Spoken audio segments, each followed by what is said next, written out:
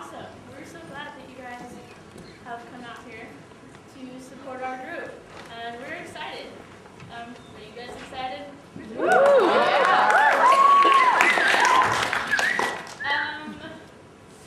Just a little bit of quick information.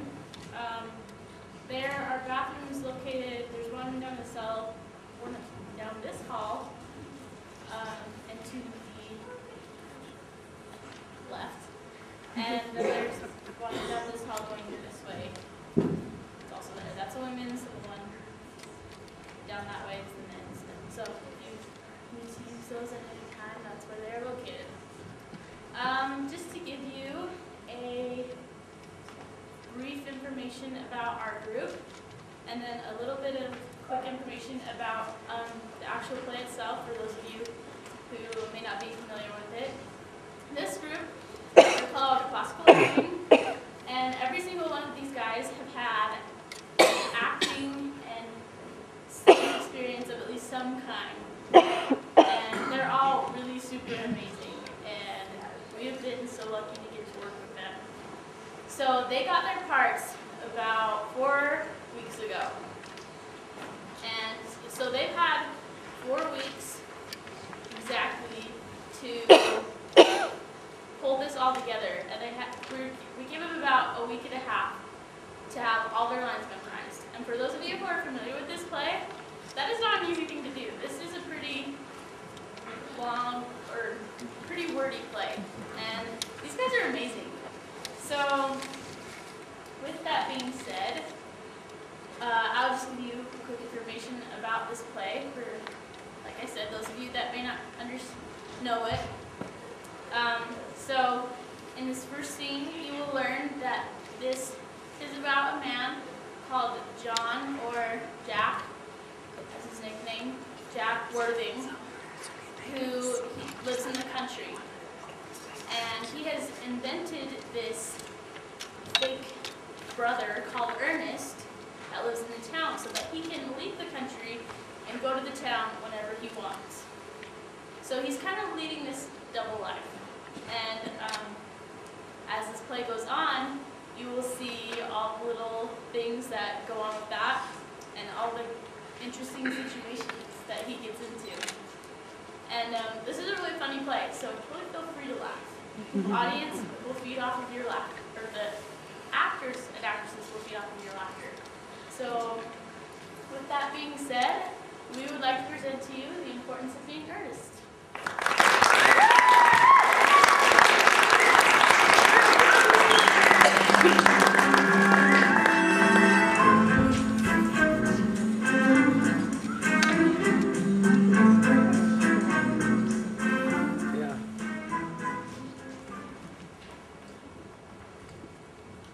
Did you hear what I was playing, Lane? I didn't think it polite to listen, sir. I'm sorry for that, for your sake. I don't play accurately. Anyone can play the piano accurately. But I play with wonderful expression. As far as the piano is concerned, sentiment is my forte. I keep science for life. Yes, sir. And speaking of the science of life, have you got the cucumber sandwiches cut for Lady Brandon yet? Yes, sir. That will do, Lane. Thank you. Thank you, sir. Mr. Ernest Worthing, sir. Ah, my dear Ernest. What brings you up to town? Oh, pleasure, pleasure. What else should bring one anywhere? Eating as usual, I see, Algie. I believe it is customary in polite society to take some slight refreshment at 5 o'clock. Where have you been since last Thursday? Oh, in the country. What on earth do you do there? When one is in the town, one amuses oneself. And when one is in the country, one amuses other people. 'Tis excessively boring. And who are the people you amuse? Oh, neighbors. Neighbors. Got nice neighbors in your part of Shropshire. Perfectly abhorrent. Never speak to one another. How immensely you must amuse them. By the way, Shropshire is your county, is it not? Eh? Shropshire? Oh, yes, of course. Hello, why cucumber sandwiches? Why such reckless of an extravagance for one so young? Who is coming to tea? Why, merely Aunt Augusta and Gwendolyn. How perfectly delightful. Yes, that is all very well. But I'm afraid Aunt Augusta won't quite approve of your being here. May I ask why? My dear fellow, the way you flirt with Gwendolyn is perfectly disgraceful. It is almost as bad as the way Gwendolyn flirts with you. I am in love with Gwendolyn. I've come up to town expressly to propose to her. I thought you said you would come up for pleasure. I call that business. How romantic you are, Algie. There is nothing romantic about a definite proposal. It is very romantic to be in love. But there is nothing so romantic about proposing. Why, one may be accepted. One usually is, I'm told. Then the excitement is all over. The very essence of romance is uncertainty. If I ever get married, I will certainly try to forget the fact. I have no doubt about that, dear Algie. The divorce court was specially invented for people whose memories are so curiously constant. Oh, there is no need speculating on that subject. Divorces were made in heaven.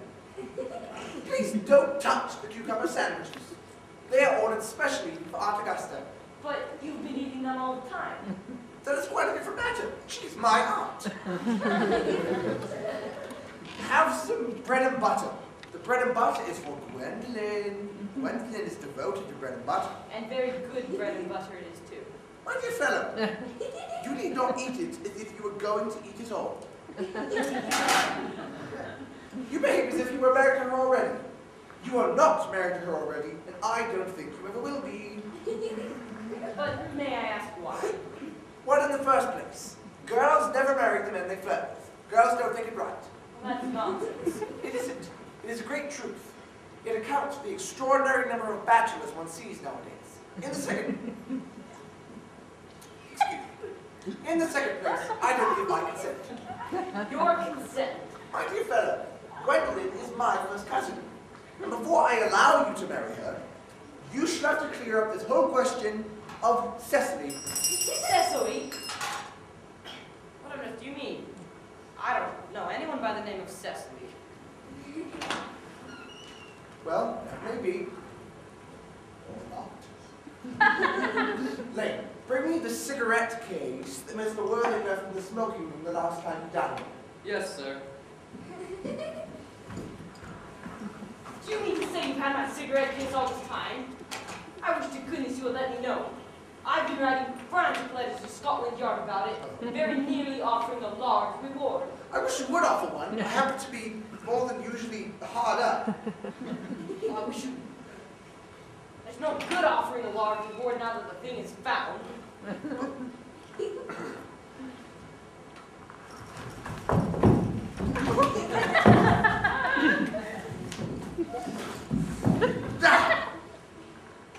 However, it makes no matter, for now that I look at the inscription inside, I find the thing is in your store. Of course it's mine. You've seen it with me 100 times.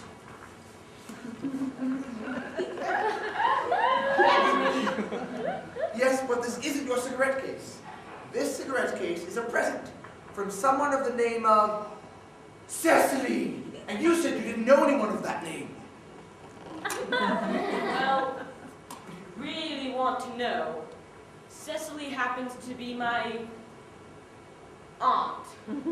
Your aunt. Yes, charming lady she is too. Lives at Tunbridge Wells.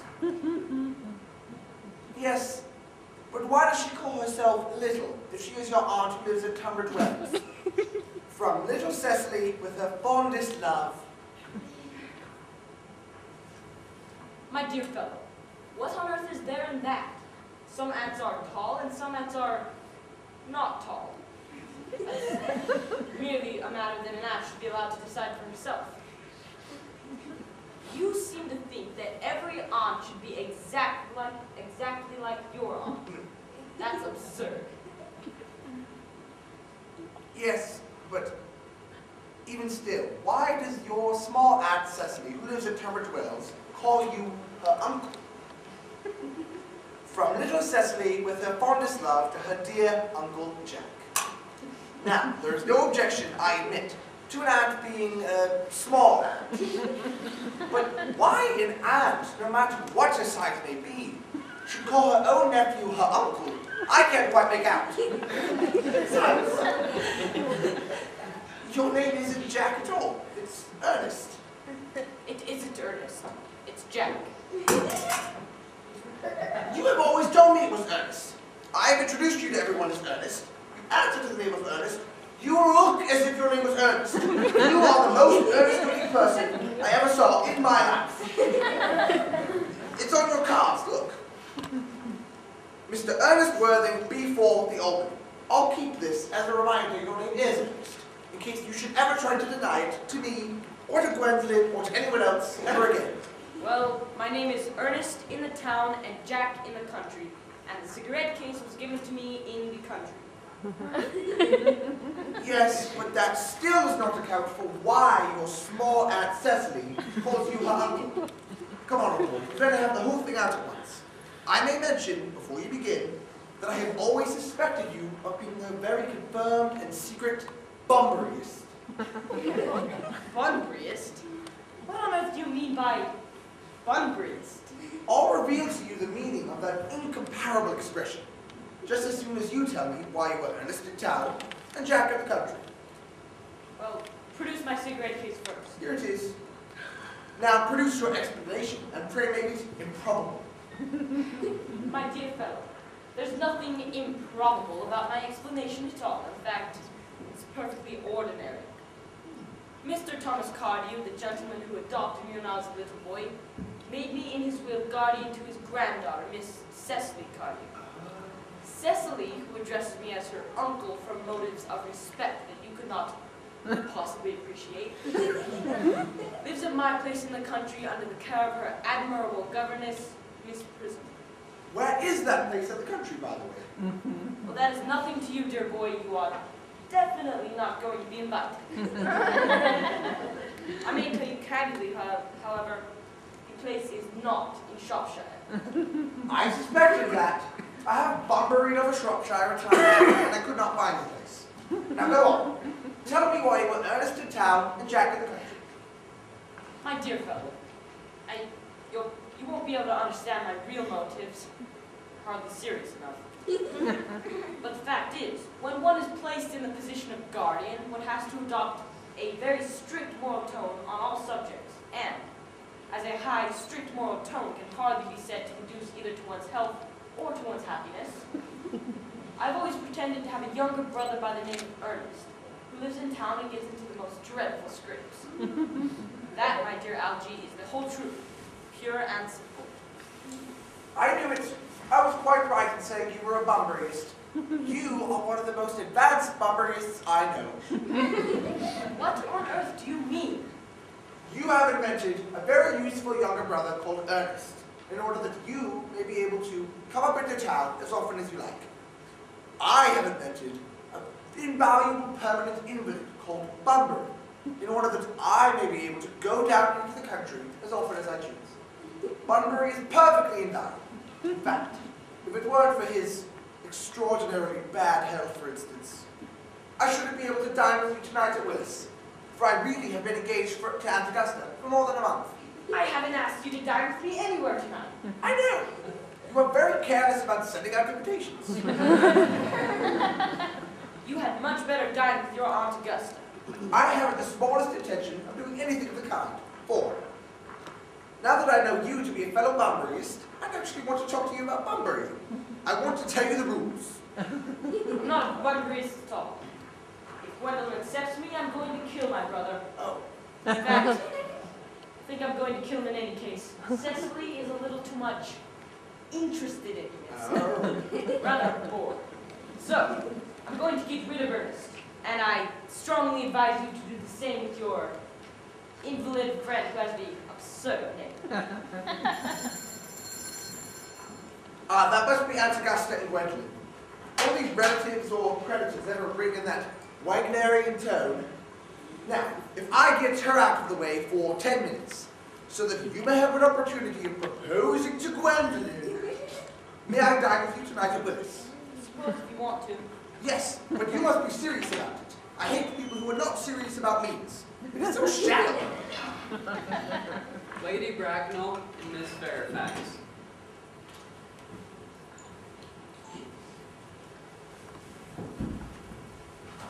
Good afternoon, dear Algernon. I hope you're behaving very well. I'm feeling very well, Aunt Augusta. Yes, that is not quite the same thing. In fact, the two things rarely go together. Dear me, you are smart. I am always smart. Am I not, Mr. Worthing? You are quite perfect, Miss Fairfax. Oh, I hope I'm not that. It would leave no room for development. And I intend to develop in many directions. Sorry if we are a little late, Algernon, but I was obliged to call on dear Lady Harbury. I had been to see her since her poor husband's death. I've never seen a woman so altered. She looks quite 20 years younger. Now a cup of tea and one of those nice cucumber sandwiches you promised me. Certainly, Aunt Augusta. Gwendolyn, won't you come sit here, Gwendolyn? Thanks, Mama. I'm quite comfortable where I am. Lane, where are the cucumber sandwiches? There were no cucumbers at the market today, sir. I checked twice. No cucumbers. Not even for ready money, sir. That's what you laid. Thank you. Thank you, sir. I am terribly sorry, Aunt Augusta, that there were no cucumbers to be found, not even for ready money. It's quite all right, Algernon. Gwendolyn and I had crumpets with Lady Harbury before coming. She seems to me to be living entirely for pleasure now. I hear her hair has turned quite gold from grief. It certainly has changed its color, though from what cause I, of course, cannot tell. Oh, I have quite a treat for you tonight, Algernon. I'm sending you down to meet Mary Fauquois. She's a very nice young lady and so attentive to her husband. It's a delight to watch them. I'm afraid, Aunt Augusta, I shall have to give up the pleasure of dining with you tonight. I have just received an urgent telegram from my dear friend, poor Mr. Bunbury.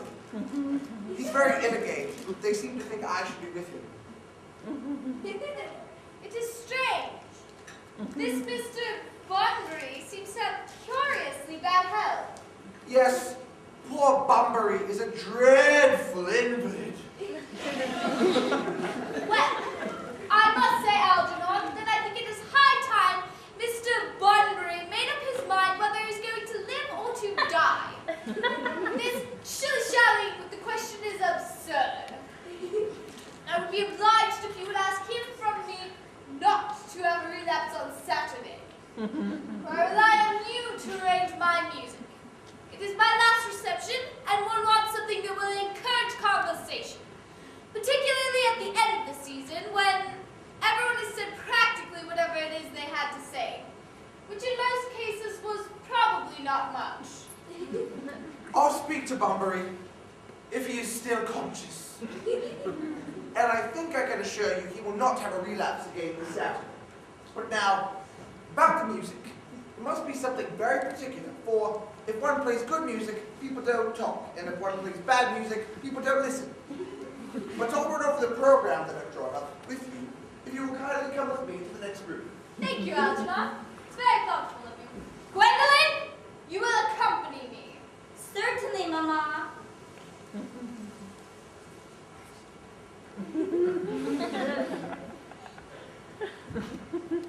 Charming day it has been, Miss Fairfax.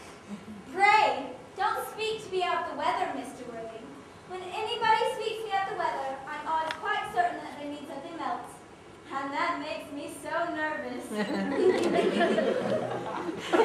I do mean something else. I thought so. In fact, I am never wrong. I would like to be allowed to take advantage of Lady Bracknell's temporary absence. I would certainly advise you to do so. Mama has a way of suddenly coming into a room that I've had to speak to her about. Miss Fairfax, ever since I met you, I have admired you more than any other girl I've ever met since I met you. I'm quite well aware of the fact. And in public, at any rate, you have been more demonstrative. For me, you have always had an irresistible fascination. Even before I met you, I was far from indifferent from you. My ideal has always been to love someone of the name of Ernest. Something in that name inspires absolute confidence. The first time Algernon first mentioned to me that he had a friend called Ernest, I knew I was destined to love you. Do you really love me, Gwendolyn? Passionately. Darling, you don't know how happy you've made me. Ernest, my own Ernest. But you don't mean to say that you couldn't love me if my name wasn't Ernest. But your name is Ernest. Yes, but personally, to speak quite candidly, I don't much care for the name of Ernest. I don't think it suits me at all. It suits you perfectly. It is a divine name. It has a music of its own. It produces vibrations. Yes, but there are lots of other much nicer names, I think. Jack, for instance, is a charming name. Jack? No. There is very little music in the name Jack. If any at all, indeed. It does not thrill. It produces absolutely no vibrations. And besides, I've known several Jacks, and they were all plain. And besides, Jack is a notorious domesticity for John, and I pity any woman who has to marry a man called John. She'll probably never have a single moment's solitude of her own. The only really safe name is Ernest. Gwendolyn, I must be christened at once. I mean, we must be married at once. There's nothing to lose. Marry Mr. Worthing. Why, yes, you know that I love you, and you have led me to believe, Miss Fairfax, that we're not entirely indifferent to me. Yes, but you have not proposed to me yet. Nothing has been said at all about marriage. The subject has not even been touched upon. Well, may I propose to you now? I think it would be an admirable opportunity. And to leave you with any disappointment, I want to tell you quite frankly beforehand that I am fully determined to accept you. Gwendolyn! Yes, Mr. Worthing, what have you got to say to me? No one has got to say it. Yes, but you don't say it. Gwendolyn, will you marry me? Of course I will, darling. How long you have been about it? I'm afraid you have had very little experience in how to propose. But, my own one, I've never loved anyone in the world but you. Yes, but men often propose for practice. I know my brother Gerald does. All my girlfriends tell me so. What wonderful blue eyes you have, Ernest. They are quite blue. I hope you will look at me just like that, especially when there are other people present. Mr. Worthing!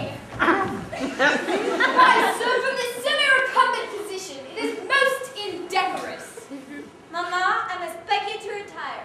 This is no place for you.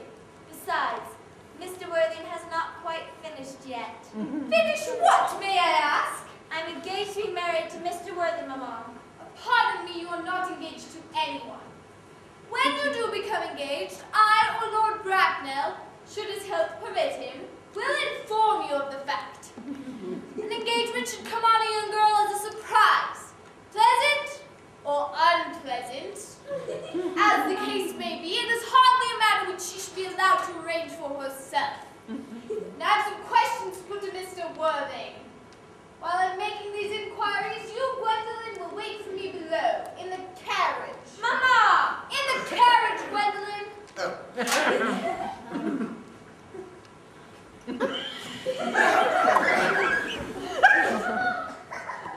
Gwendolyn, the carriage!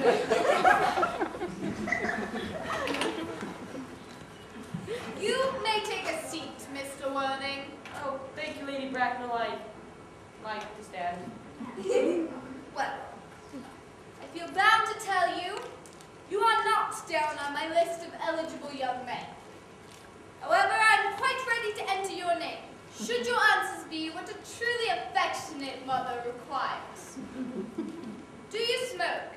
Well, yes, I must admit I smoke. I'm glad to hear it. Every man should have an occupation of some sort. There are far too many idle men in London as it is. How old are you? 29. A very good age to be married at. I've always been of an opinion that a man who wishes to get married should either know everything or nothing. Which do you know? I know nothing, Lady Bradford.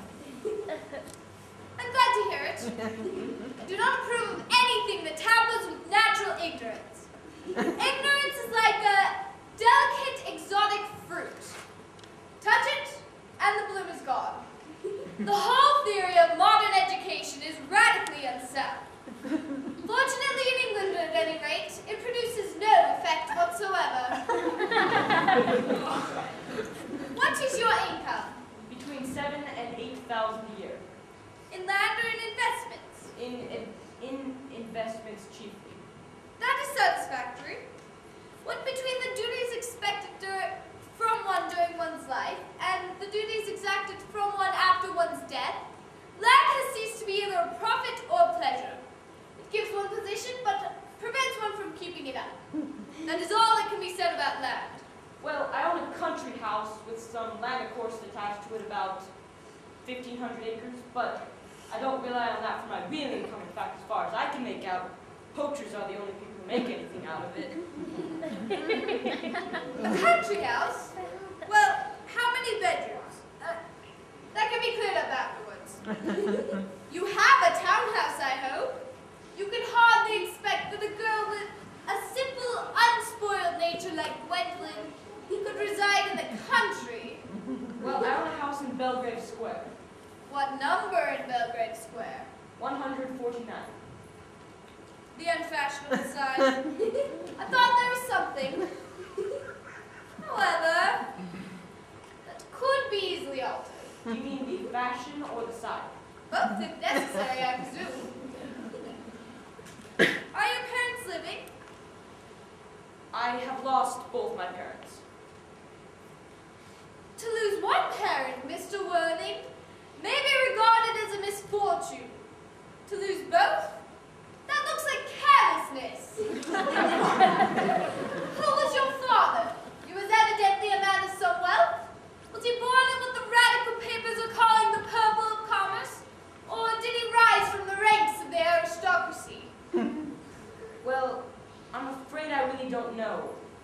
The fact is, Lady Bracknell, I don't rightly know who I am by birth. I was found. Found?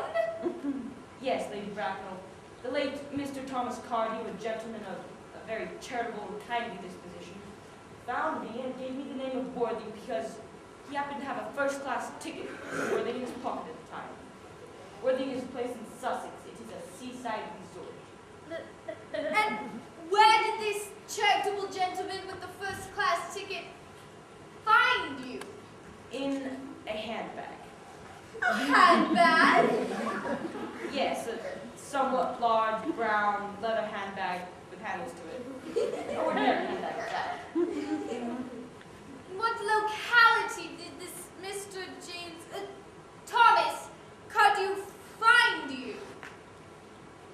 In the cloakroom at Victoria Station. The cloakroom at Victoria Station? Yes, in Brighton. The line is immaterial, Mr. Worthing. I must say, I'm bewildered by what you've just told me. To be born, or at any rate bred, in a handbag, it seems to show a contempt for the ordinary decencies of family life, which reminds one of the worst excesses of the French Revolution. And I presume you know what that unfortunate movement led to? As for the particular locality of the handbag, a cloakroom at Victoria Station might serve to conceal a social indiscretion and... What else would you advise me to do? I need hardly say I would do anything in the world to ensure Gwendolyn's happiness. I would strongly advise you, Mr. Worthing, to try and acquire some relations as soon as possible, and try and discover at least one parent of either sex before the season is quite over. Well, I don't see how I could possibly manage to do that, Lady Bracknell. But I can produce the handbag at any moment. It's in the dressing room at home. I really think that should satisfy you, Lady Bracknell. Me? What has it to do with me? You can hardly expect that Lord Bracknell and I would allow our only daughter, a girl brought up with the utmost care, to marry into a cloakroom and form an alliance with a parcel. Good morning, Mr. Worthing. Good morning! Goodness sake, don't hold that gas to analogy. How idiotic you are. Didn't it go off all right, you boy? Did Gwendolyn refuse you? Oh, I am terribly sorry about that. It is a way with her. She is always refusing people. Oh, Gwendolyn is right as a trivet. Oh, As far as she is concerned, we are engaged. Her mother is perfectly unbearable. Never met such a Morgan. I'm not quite sure what a Morgan is like, but I'm quite sure that Lady Bracknell is one. In any case, she's a monster without being a myth. She's rather unfair. Sorry, I beg your pardon, Algie. I guess I shouldn't talk about your aunt that way before you. my dear fellow, I love hearing my relations abused. It is the only reason I put up with them. For, you see, relations are simply a whole tedious pack of people who haven't the remotest idea of how to live, nor the slightest knowledge of when to die.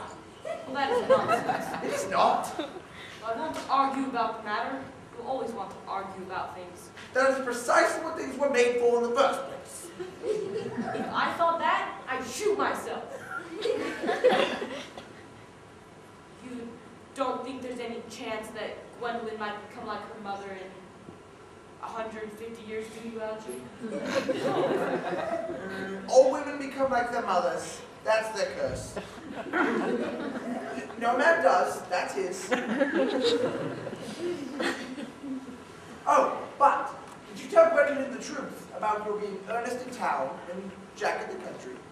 My dear fellow, the truth isn't quite the sort of thing one would tell to a nice, sweet, refined girl. What about your brother? What about the profligate Ernest? Oh, before the week is out, I shall have got rid of him. Or say he died in Paris of apoplexy. Lots of people die of apoplexy quite suddenly, don't they? Yes, but it's hereditary, my dear fellow. It's the sort of thing that runs in families. You had much better say a severe chill.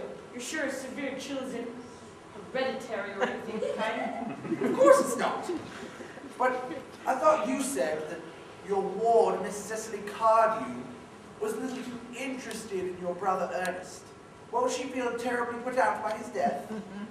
Oh, that makes no matter. Cecily is not a silly, romantic girl, I'm glad to say.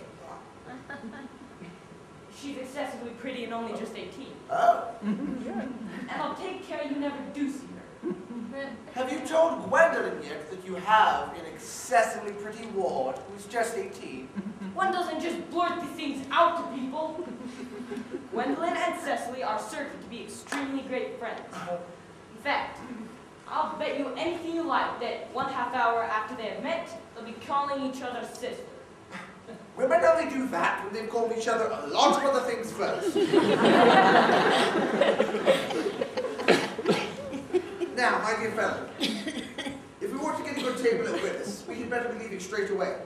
Do you know it is nearly 7? It is always nearly 7. Well, let's be off. Where's that coat? Miss Fairfax. Gwendolyn? Put my word! Algie, kindly turn your back. I have something very particular to ask Mr. Worthing. Really, Gwendolyn? I don't think I can allow this. Algie, you always adopt a strictly immoral attitude towards life. You are not quite old enough to do that yet. My own darling. Ernest, we may never be married. By the look of Mama's face, I fear we never shall.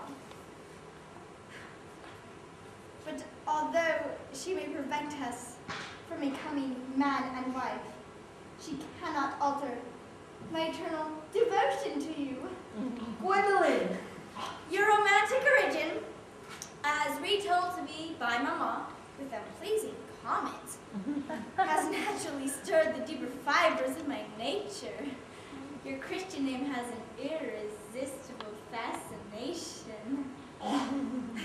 The simplicity of your character makes you exquisitely incomprehensible to me. Your town address is the Albany I have. What is your address in the country? The Manor House, Woolton, Hertfordshire. How long do you remain in town? Till Monday. Good. Algie, you may turn around now. Thanks, I've turned around already. Well, let me see you to your carriage, my darling. Certainly.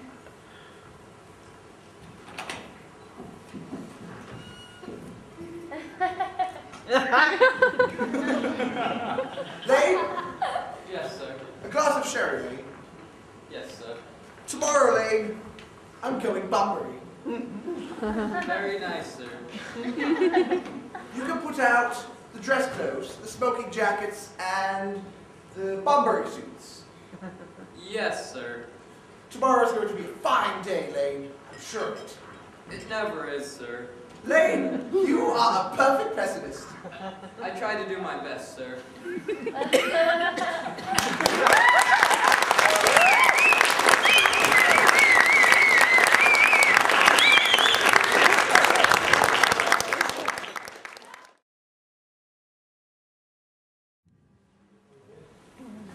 My Prince Charming, you saved me again! How can I ever repay you? Cecily! Cecily! Your German grammar is on the table. Pray open it at page 15. You will repeat yesterday's lesson. But I don't like German. It isn't at all a becoming language. I know perfectly well that I look quite plain after my German lessons. Child, you know how anxious your guardian is, that you should improve yourself in every way. He laid particular stress upon your German as he was leaving for town yesterday. Dear Uncle Jack is so very serious. Sometimes he's so serious I do not think he can be quite well. Cecily, I am surprised at you.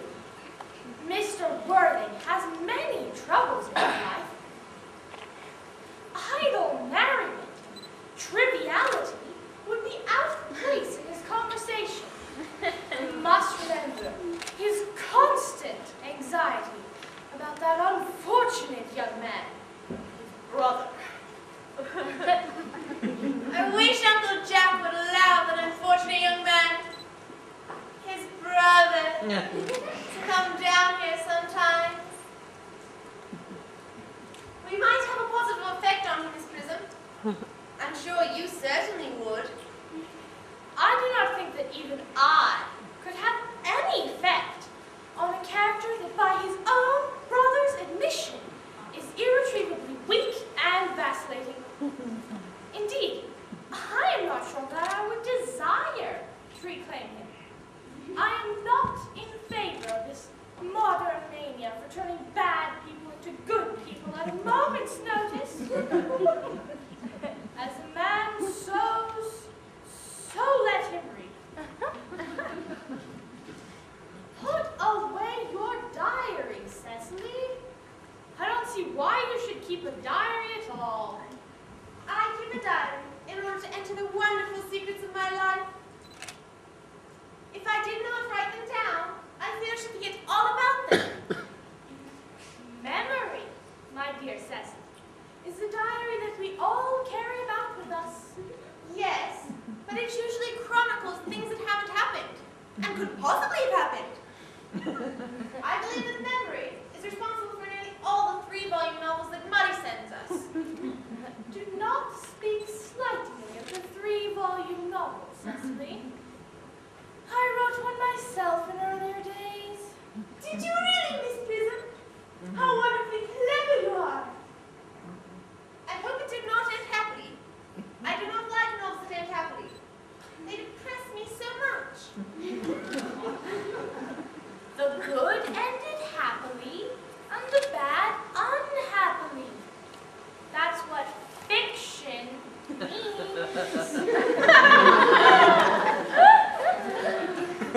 I suppose so, but it seems very unfair. And was your novel ever published? Alas, no. The manuscript, unfortunately, was abandoned. To your work, child. These speculations are profitless. But I see a dear Dr. Chasuble coming up through the garden. Dr. Chasuble, this is indeed a pleasure. And how are we this morning, Miss Prism? You are, I trust, well. Miss Prism has just been complaining of slight headache. I think it would do her so much good to go on a nice stroll with you in the park, Dr. Chasuble. Cecily, I haven't mentioned anything about a headache. Dear Miss Prism, I know that. I felt instinctively that you had a headache. Indeed. I was thinking about that and not about my German lesson when the rector came up. I hope, Cecily, you aren't being inattentive. Oh, I'm afraid I am. That is strange. For if I were fortunate enough to be Miss Prism's pupil, I would hang upon her lips.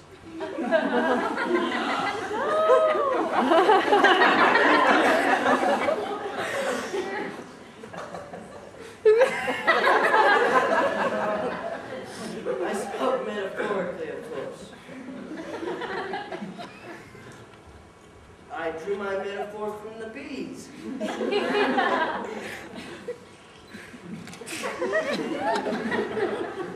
I suppose Mr. Worthing hasn't returned from town yet?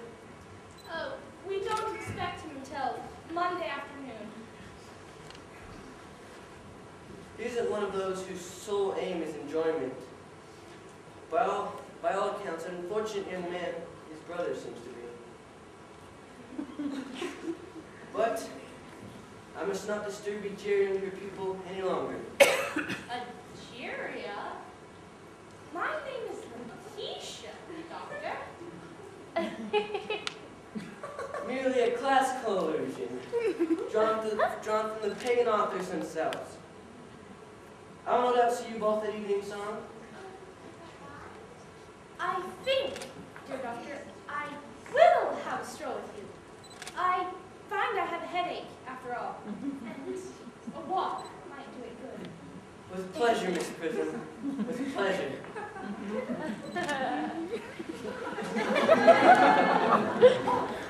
Cecily, you will study your political economy in my absence.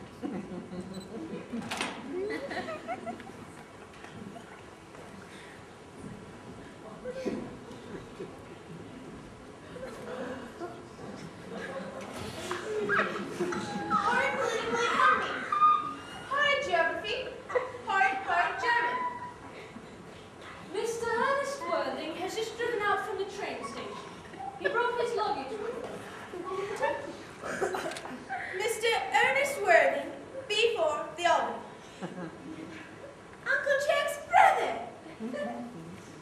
Did you tell Mr. Worthing was in town? Yes, miss, he seemed very much disappointed. But when I mentioned that you and Miss Prism were in the garden, he seemed very much anxious to speak with you for a moment privately. Indeed. Ask the gentleman to come out here. I suppose you had better talk to the housekeeper about a room for him? Yes, miss.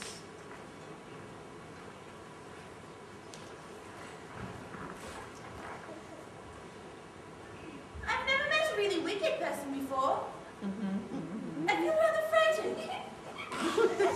I'm so afraid he'll look just like everyone else. He doesn't.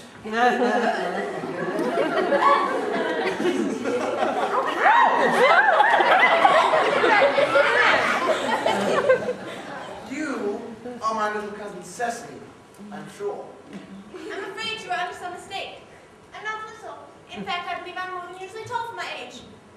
But I am your cousin Cecily. And you, I see by your card, are Uncle Jack's brother.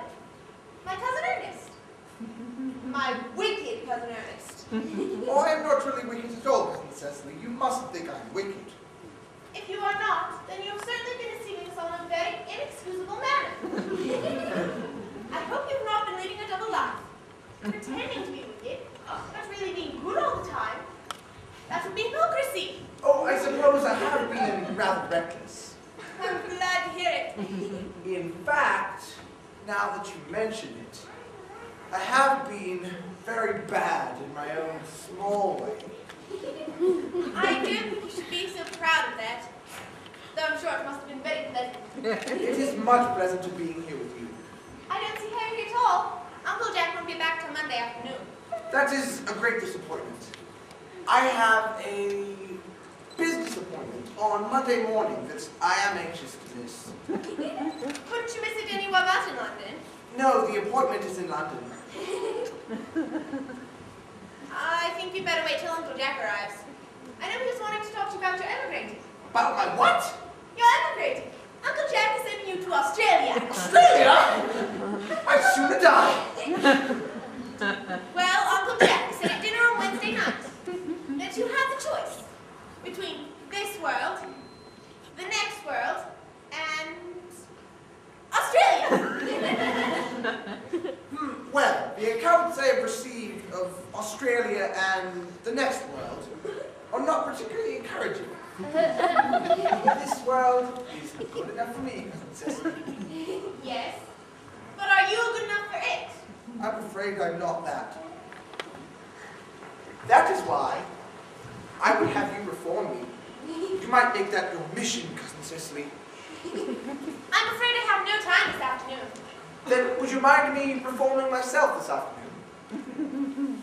It's rather quixotic of you, but I think you should try. Thank you. I feel better already. You're looking a little worse. That is because I'm hungry. Oh, how thoughtless of me! I should have remembered that when one is going to lead an entirely new life, one requires regular and wholesome meals.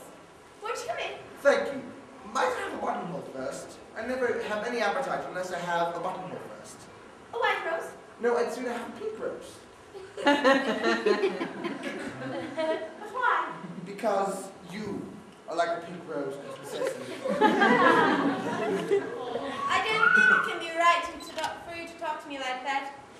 Miss Prism never says such things to me. Then Miss Prism is a short-sighted old lady. You are the prettiest girl I ever saw. Miss Prism says that all good looks are snares. They are a snare that every sensible man would love to be caught in. I don't think I should care to catch a sensible man. I wouldn't know what to talk to him about. That's good, because I'm nothing like a sensible man.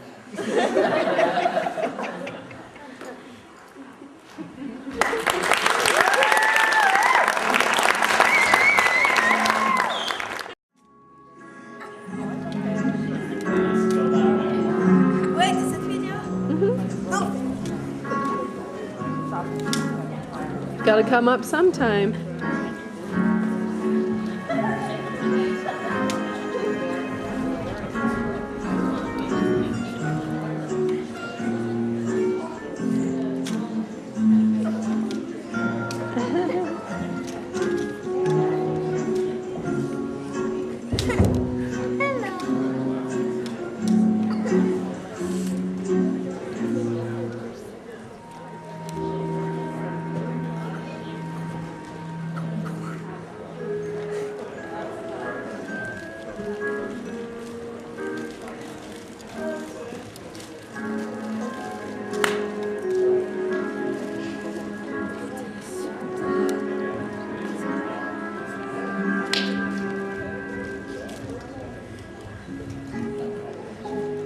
How are you doing, Sue?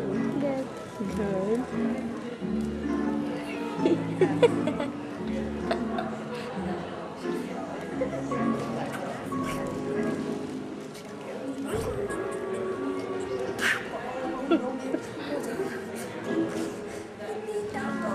We've got a halftime show.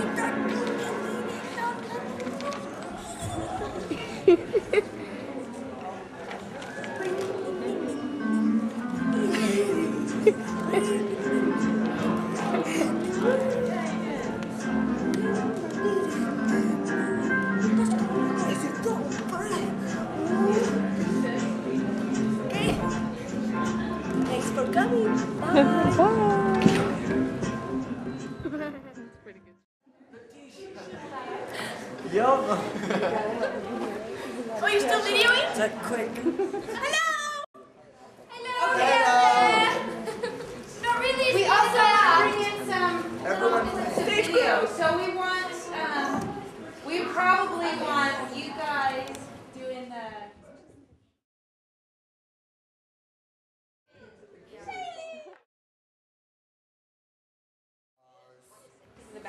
Jason, there we go. take this guitar. You will play music with me. Yes. John, take a picture.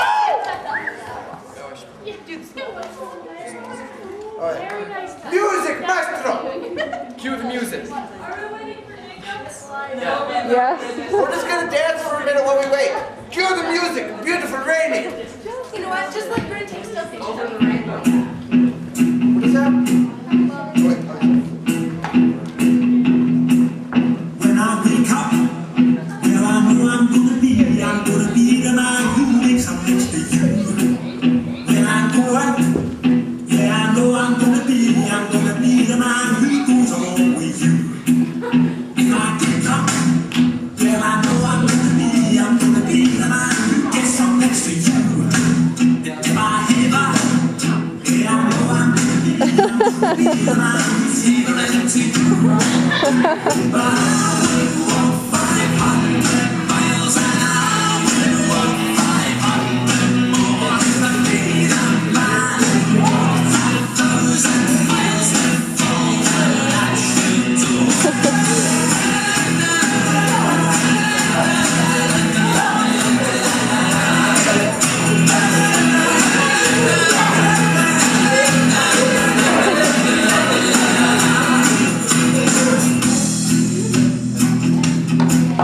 When I'm lonely, well, I know I'm gonna be the man who's lonely with you. And when I'm dreaming, well, I know I'm gonna dream about the time when I'm with you. When I go out, well, I know I'm gonna be the man who goes along with you. And when I come home, I know I'm gonna be the man who comes back home with you. I'm gonna be the man who's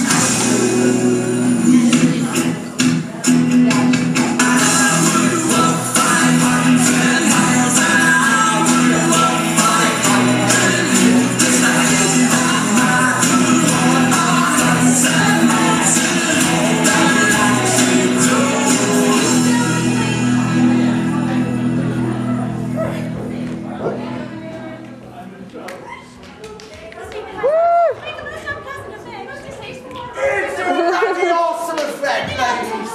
Get used to it. I do. I can't say that fast. The answer is yes. Where do you want? Where do you want light right here? Elgin, go in there. Elgin, go in there. Okay. I'm wondering if I could just. How much would it interfere if I like this? Hey, you, Jack. Doing this in the front for the performance. Would that interfere? To put on a dark shirt? That way we get some really good shots. I got from way back there, I got from right here. So if we have, that's really what we need. Is Yeah, some up close things. so you're recording it. Oh, I am? Oh, how funny. I don't need to do that. Okay. Do the robot.